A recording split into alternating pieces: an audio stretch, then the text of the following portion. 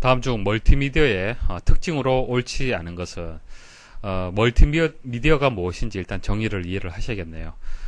음성, 문자, 그림, 동영상 이런 다양한 혼합된 이제 이런 매체들을 우리는 멀티미디어다 그렇게 얘기를 하는 겁니다.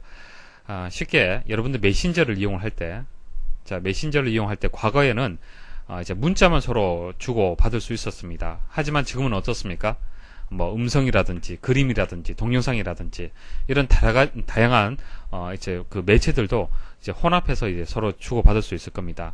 자, 그 개념, 그런 환경을 생각을 하시면 됩니다. 그래서 그게 멀티미디어의 이제 개념이 되는 거예요.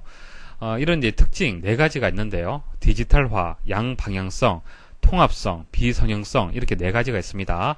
시험에는 뭐 맞는 것은 뭐 틀린 것은 이렇게 해서 나올 수가 있습니다. 그래서 이번 문제는 옳지 않은 것을 찾아라 이렇게 나왔습니다. 자, 그럼 각각에 대해서 물론 암기를 해서 풀 수도 있지만은 좀 이해를 제가 도와드릴게요. 디지털화, 디지털 여러분들이 그 메신저를 이용하면요 서로 주고받는 데이터들이 어떤 데이터입니까? 아날로그 데이터입니까? 디지털 데이터입니까?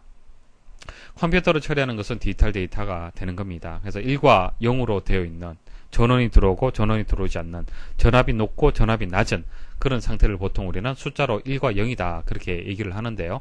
컴퓨터는 단순히 1이냐 0이냐를 기초로 해서 데이터를 처리를 하는 겁니다. 그래서 디지털 데이터가 되는 거고 그림으로 표현하자 그러면 뭐 이런 식의 형식이 되겠죠. 자, 아날로그 데이터는요. 뭐 온도가 오르고 내리고 혹은 목소리의 어떤 파장 이런 것들을 아날로그 데이터로 얘기를 하는 겁니다.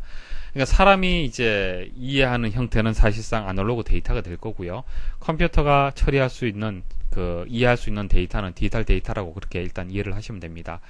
자, 그래서 디지털화, 그러니까 컴퓨터가 일단 결과적으로 처리를 해야 되기 때문에 우리가 가지고 있는 음성, 문자, 그림, 동영상 이런 것들을 어떻게 한다? 디지털로 바꿔야겠죠. 변환을 해야만 처리가 가능하다는 얘기입니다. 자, 그런 뜻이 되는 거고요. 양방향성. 자, 이것은 정보 제공자하고 사용자 간의 소통을 이제 상호작용에 의해서 데이터가 전달이 된다. 그러니까 메신저를 한쪽에서만 일방적으로 제공하는 것이 아니라 서로 주고받는 개념이 되는 거잖아요. 그렇죠?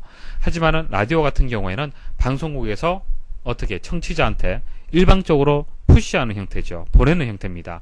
자, 그게 당방향성이라고 얘기를 하는 거고요. 양방향성은 서로 주고받는 그런 데이터 전달 방식을 얘기를 하는 겁니다. 여기 보면 예시로 이제 VOD가 나와 있는데요. VOD가 뭡니까? VOD는 사용자가 방송국에 접속을 해서 내가 원하는 프로그램을 클릭을 하게 되면 그 프로그램을 볼 수가 있는 것이죠. 그러니까 내가 어떤 의사결정을 해서 신호를 전달을 해서 받는 형식이 되는 겁니다. 이것도 양방향성의 하나의 예시가 되겠습니다. 자, 그 다음 정보의 통합성. 텍스트, 그래픽, 사운드, 동영상, 애니메이션 등의 여러 미디어를 통합하여 처리한다. 자, 이게 멀티미디어의 기본적인 개념이 되는 거고요. 자, 비성형성.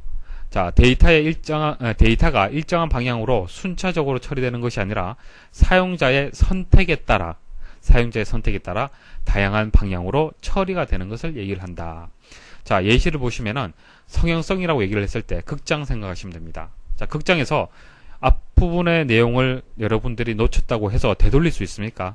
그럴 수 없잖아요. 무조건 순서대로 봐야 됩니다. 순차적으로. 하지만은 영화를 다운로드 받아서 곰플레이어와 같은 재생기를 통해서 제어를 하면서 앞뒤로 이동을 하면서 볼 때는 비성형성이라고 얘기를 하는 거예요. 그래서 멀티미디어는 어떻다? 비성형성의 특징을 가지고 있다는 얘기입니다. 자, 그래서 여기서 정답이 되는 것은 2번이 정답이 되겠네요. 단방향성이 아니죠. 양이라고 얘기해야 됩니다. 양방향성이 여기서 맞는 답이 되겠습니다.